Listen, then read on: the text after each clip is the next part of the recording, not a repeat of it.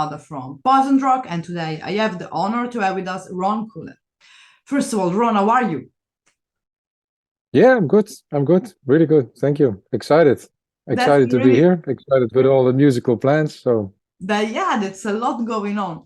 But as that, like starting, because of course people are aware of your last album and your single that is coming out, but as well, who is Ron Coolen? I mean, how started your journey with the music?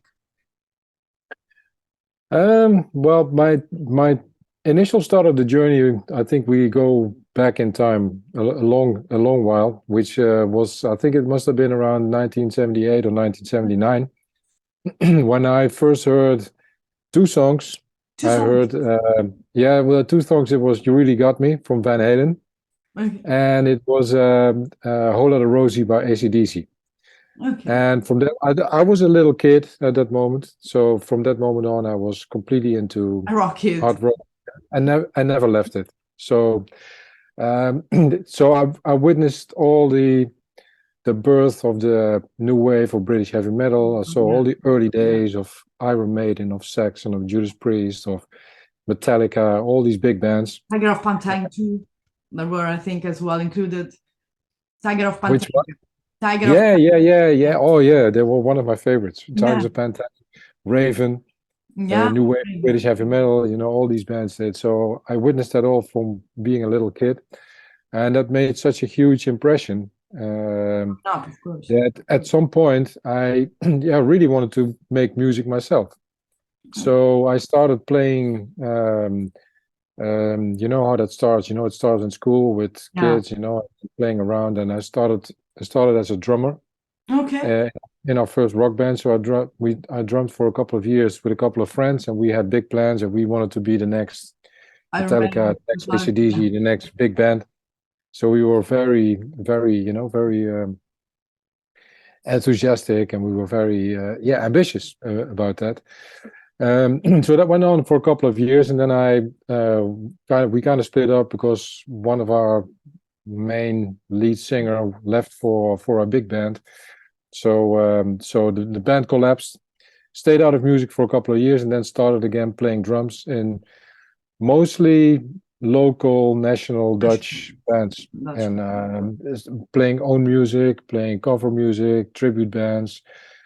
And so that went on for ages, ages and ages of always playing, as a drummer, like being a drummer. always as a drummer. Yeah. And then I think that must have been around 10 years ago. Okay. This bucket list thing, I must say, of being able to play guitar Okay. came up because initially, from when I was a little kid, I always wanted to play guitar, but well, I never got the hang of it, so Yeah. it never succeeded in that. So then I picked up the guitar again, started playing, and for me, the guitar is a much more difficult instrument compared to drumming. To So I drumming. was challenged. Yeah, yeah, I was challenged a lot more. But yeah, I carried on and started playing some riffs and some songs, and that must have been, I think, 6 years ago. Yeah. I thought, oh man, fuck it, I'm gonna do it. We're just gonna write my own album. And I'm just gonna do it. And I started, not knowing what I started. So from It's out of nowhere, then basically yeah, almost into writing the first album that was Rise. yeah, yeah. So I wrote one song, it became two songs, three songs, so it went on and on. Then I had 10, and I thought, wow, It's an you know, album. yeah, I almost have an album. So, Yeah. and it went on and on, and then I I thought, yeah, there. Since I was a drummer and I could play guitar, and then when you can play guitar, you can play basic bass. Bass as So well. Yeah. yeah, and when I was a very little kid, I always also had a couple of keyboard lessons, so I could Okay. play some keyboards. And Oh so I man, thought, like basically yeah, you did almost all yourself. yeah, yeah. So I thought the only thing I need is a singer or singers and people that can play guitar solos because I'm not good enough in Those. playing guitar solos. So I thought, yeah, if I invite guest musicians, Yeah. then I have a complete album. And that's, well, in a very small nutshell, that's that's the story of Rise. Yeah, but it's, I mean, it's because that's a kind of can be kind of inspiring if you think about that. Because when you start, you know, like every one of us start maybe with an ambition, and then maybe there is something that made you stop to play that instrument, or I don't know, following your dreams or your ambition, and then it's always like you can switch, you can keep on pursue it and dream, even with for example, another Yeah. instrument or something else. And so basically it's a kind of inspiration, because like you can start anytime, basically you can keep on Yeah. moving anytime.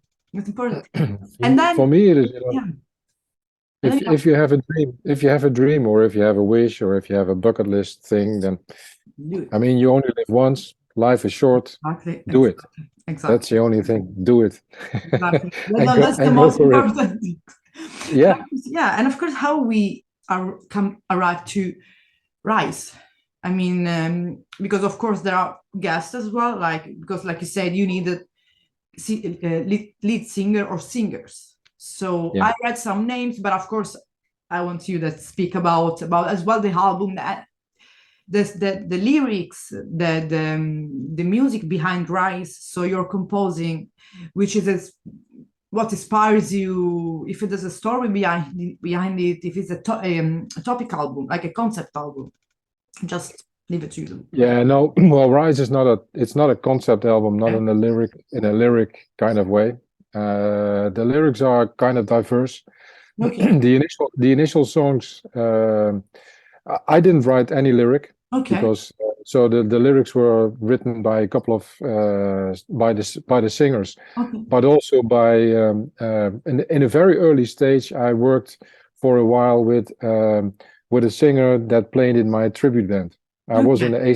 the AC/DC tribute band at that moment, and the singer in that band wrote some lyrics. So It was a girl, and she was very into um, things like big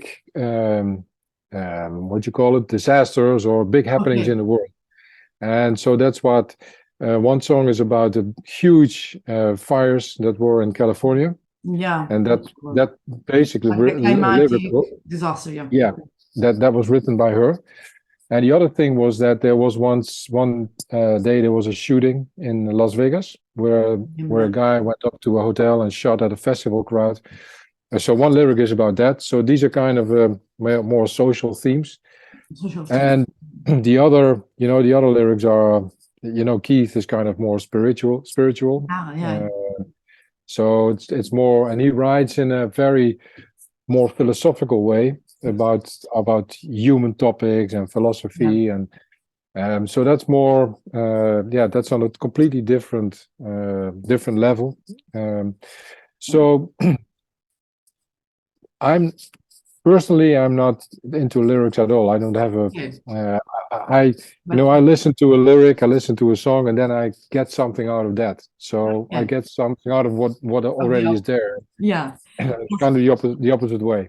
But of course the main structure, so the sound is coming by from you. So what inspires you Yeah. from we can say, I don't want to say how what it does look like, but what it comes for you, the influences of writing, composing, rise. Yeah. Well, I always am busy with melodies. Always Okay. whistle or sing, or when I play guitar, I'm trying licks and riffs. And I collected them over the years. So I have a huge stack of ideas and riffs. And when I write songs, I pick Wow. those and try to glue them together. So it's always in my mind somewhere that I make music or make Yes. songs. Yeah, of course. And stylistically, I think my main influence goes back to the 80s. It's Yeah. more 80s metal, old school. Yeah. And there's, to some extent, there's some kind of more thrashy side in there, because at some point I learned new bands like Arch Enemy, Lamb of God, and I love those bands. So there is some element of them in there. This is Uh, that's kind of cool as well, because it has maybe the genuinity of the 80s, but as well some influences from more the contemporary music. yeah. Yeah, and I think that is exactly also, but maybe I'm jumping now into the story, but that's something that is so cool about the cooperation with Keith, because Keith is is always asked for and is famous for the typical 80s stuff, Led Zeppelin stuff, and old school hard rock stuff. And I asked him to do some thrashier stuff as well, which no one ever asked him to do. You do? And he said, and I said, yeah, I have a couple of really thrashier songs, and the most logical way would be to go for a grunting kind of singer. Okay. But that's not what I want. I So want let's you to do it, and I want to hear how it sounds when you sing it. and And when he did it, it was amazing. It was yeah. it was amazing, and that's when we said, okay, now you have to do the whole album. I mean, It's you not. was like I said at the beginning when I spoke with him and he introduced about the collaboration with you. He was really thrilled and enthusiastic about all of this. So basically, you can say push him a little bit out of comfort zone. Not say comfort zone, but like that, like you said, the main genre which is known. Yeah, Because I think his vocal skill can go much further and further, and way yeah, more further because he's the one of the personality at the moment that really he can be in a lot of projects.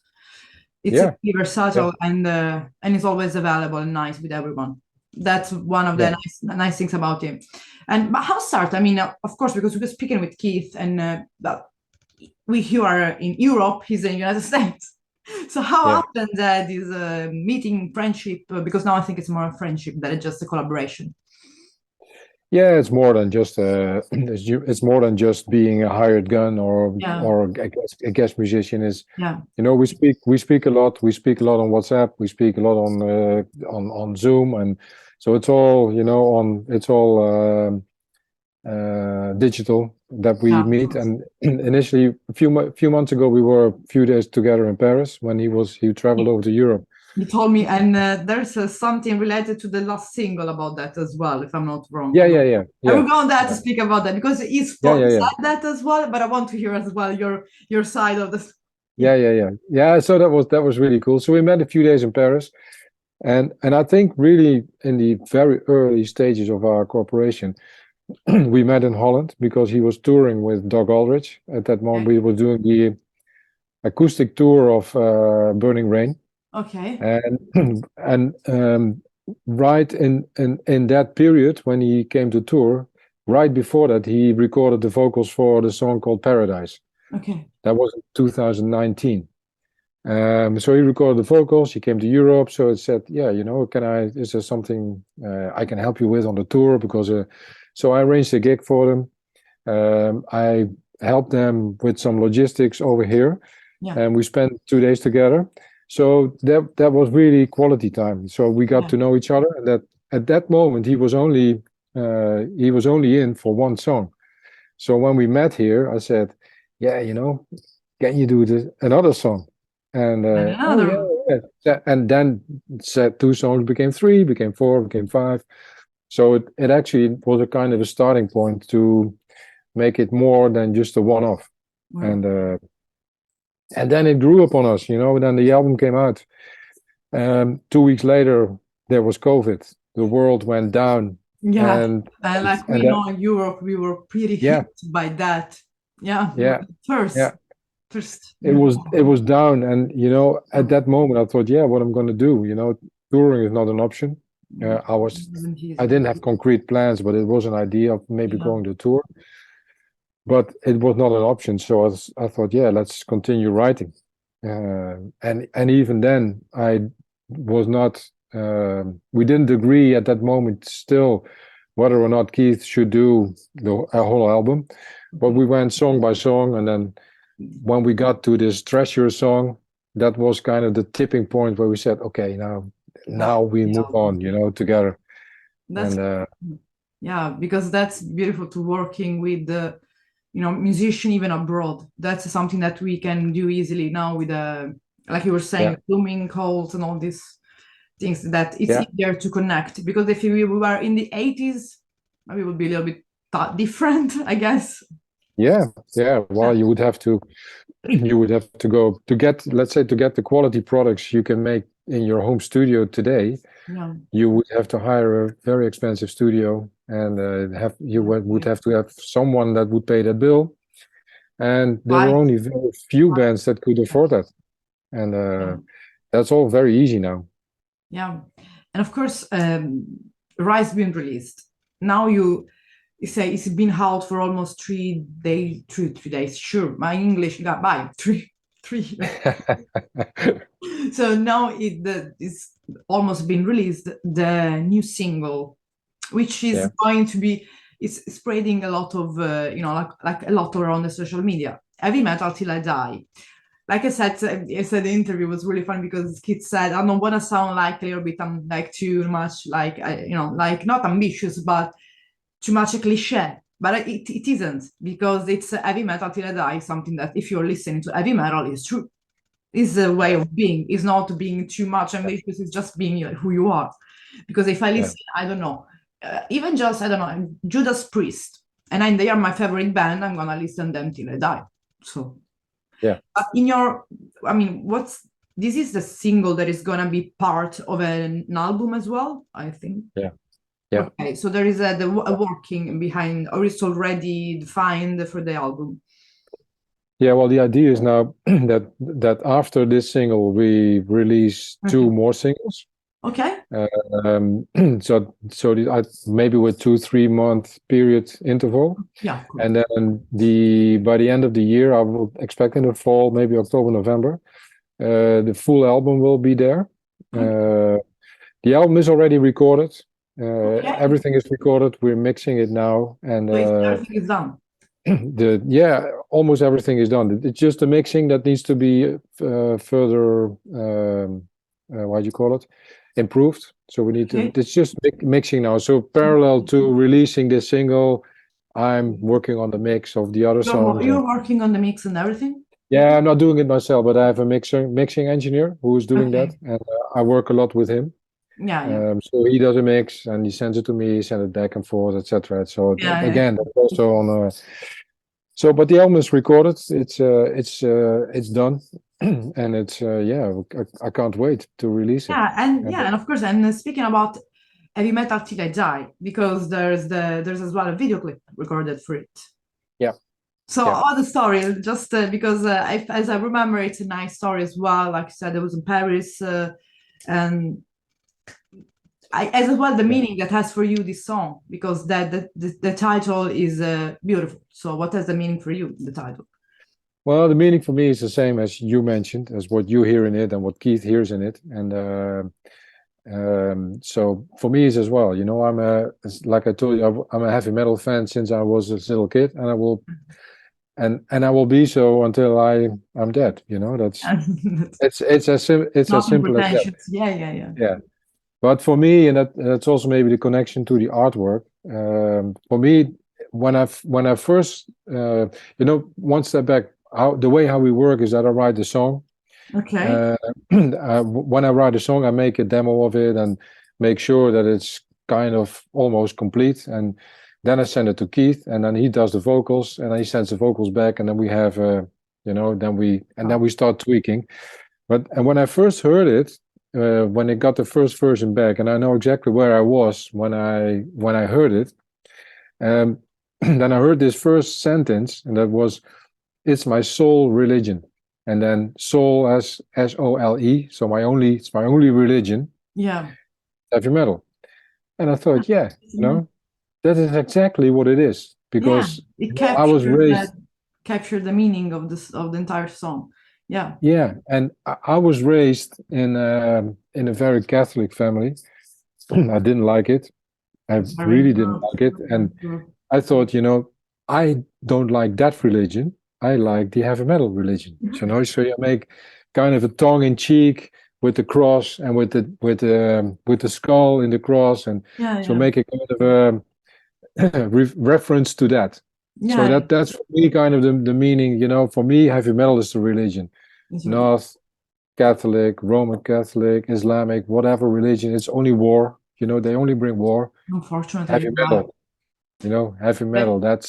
heavy metal That's should the bring religion. union. I mean, I mean, it does. Maybe more in the past because now sometimes there are feud as well in the heavy metal scene.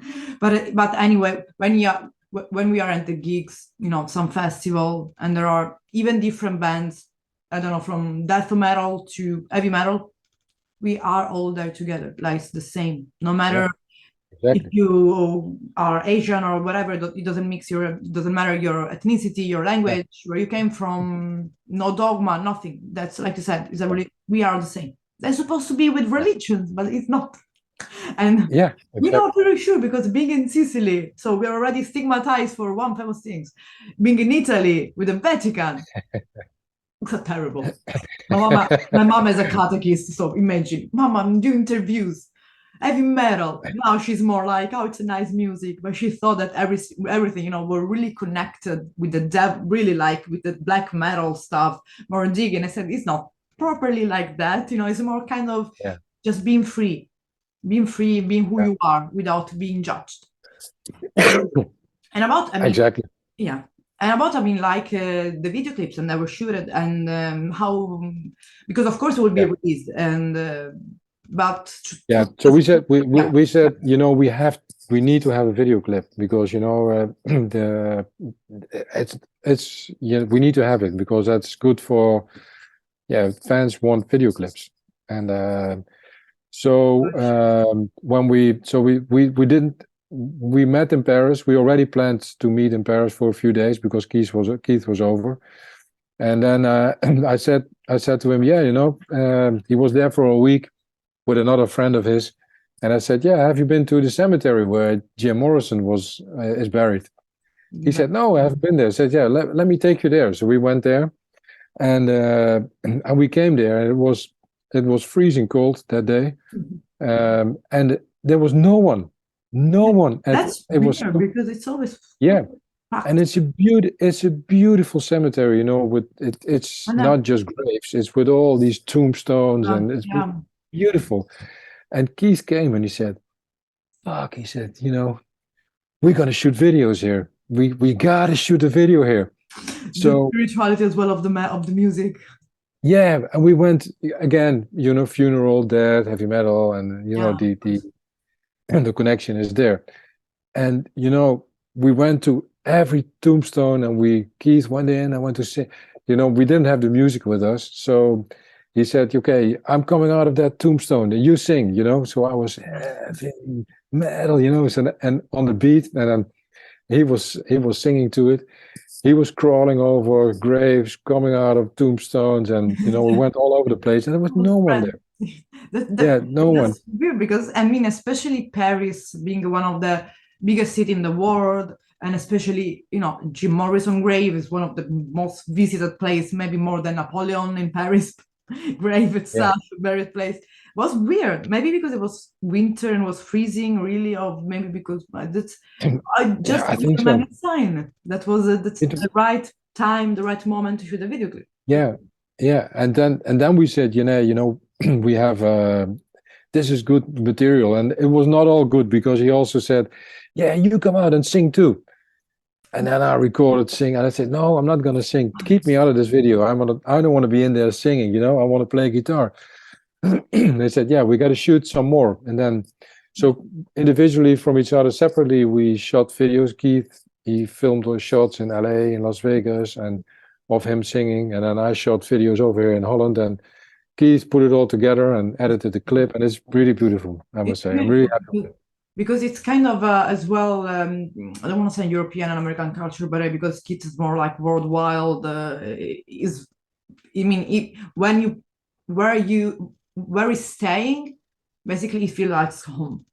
And I think we all the world is the same, but that as well, you know, like some different scenery because Holland Yeah, is beautiful, amazing, and more different than America as well. yeah, So that's an interesting as well. But and yeah, it's even put shows the effort. The both of you did it because it's not yeah, like we are doing that together one day and okay, the result is done. You did it like multiple times because you said you went in Paris, plus you did it yeah. each from your country. So I mean that's a Yeah, and the result is effort. really it's really, you know, it's very dynamic. It's a very dynamic clip, and it's very powerful. So yeah, you know, I can't wait that it's going to be Yeah, released. let's just say to the people, which will be the exactly date of release, the video clip and the song mainly. May 5. So 5th of May, yeah. 5th of May, yeah. It's So gonna be the song is going to be released on streaming platforms, and video is going to be released on YouTube. okay. And later, when the album comes out, that will be on CD as well. Really? So That will be available not only in the digital platform, like, but as well like physical, which is good and important. yeah, you know, like I said, I know I'm really old school, so I really need to have something tangible. Yeah, CD, I'm not. I can. I'm not in my 20s, but I'm not even. I'm in my 30s, but I still remember what it does feel. Even have a tape, and of course being raised by a dad who is basically grew up with Pink Floyd and Black Sabbath. I'm full of vinyls, so if I can touch the music as well, I can see it instead of just listening, and just it's always different. It's like when you go to gigs. But did you think already about do some live? Oh yeah, I think about it a lot. Really? But there's nothing planned. Well, no, nothing planned. You know what? Okay. When we were in Paris, we discussed it as well. We said, yeah, you know, Keith said, when are we going to play? When are we going to play? He said, yeah, I want to, but it's, yeah, you know, it's difficult to get it financed and to get it. I always think, I'd always try to think a bit bigger. I'm not that interested in doing 1 or 2 gigs.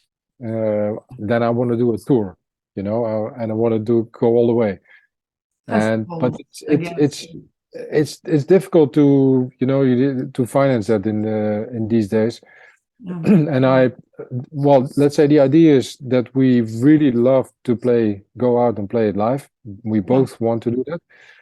And I think it will be a matter of how much interest will come from, you know, from the singles or from the album. And if there's any interest, then we grab every chance, I think, to do it.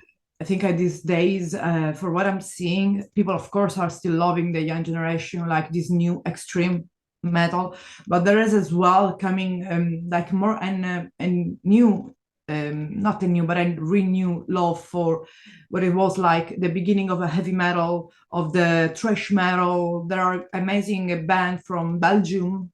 They are just kids, and they're doing amazing. So as well, guys from United Kingdom doing just pure heavy metal like the old times, and they're doing amazing. So I think that it's, you know, this interest going on for the younger generation as well, looking to people that have more experience like you and Keith. It can be only just let's play together. So I think it's gonna not be easy, especially in Europe, because in Europe we have this chance to have a lot of venues, a lot of festivals. That people from United States they envy us for the festival we have, which are big, especially like say from France and Belgium. There is a lot of these places, and I lived in Belgium, so I know a little bit about the places too. But I want to just as well one thing. From now and then, because of course playing now, like you say, releasing music and single, and back then when you were maybe starting, you know, like for example in the 80s and the 90s, which is the main difference you're seeing in the music and in the people as well, how reacting to in general? To me as a musician, you mean? Or in musician, even just a feminine, just like the dynamics of all the music spreading, for example the scene was back then in the 90s, 80s, and today. I think the scene nowadays is much bigger. Really? In any country. I think there's much more people that are fans of hard rock, heavy metal, metalcore, death metal. There are many more types of metal, types of hard rock, and more genres and more styles. There are more opportunities for musicians to record and to release music. So I think it's I even think it's really difficult to compare, because there's so many good musicians out there, but not all musicians, all good musicians play in bands. You know, there are a lot of musicians that are YouTube artists, and they play. You know, like me, I only play in my studio. And in the old days, you went into a rehearsal room and you rehearsed and until your ears were bleeding, and And a lot of money you have to pay for rehearsing in the studio because you have to pay per hour. You remember that? Yeah.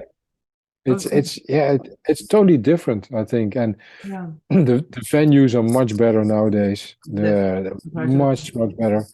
So yeah, it's a totally different scene. I think it's much more professional. And before of course ending the interview, I want to just make a question, of course, but it's more like because I'm a determined and stunning and dreaming person as well, and ambitious. So since you mentioned that about dreaming is important, so and you want to play live, let's pretend that you are the organizer of a festival, let's say. Just not it can be any type of festival. You can choose the land, can be even Mars, let's say fantasy festival. The name of the fans and the band, and the name of the festival and the bands. Let's say 5 bands, so we have a number of bands. Well, I would definitely organize it. I would definitely do it in the United States, because that's also some of my dreams. I'm a fan of the United States for long, since I was a kid, and I love to be there. So it would be somewhere in well, let's say it's San Francisco, Candlestick Park. That's a baseball stadium, and I once saw Van Halen there play in San Francisco. So I want to be on that stage as well. So that would be there. And 5 bands, that's difficult. Many bands, even from the oldest past. Old days. Well, then I would be AC/DC. It would be AC/DC, Van Halen. True Left.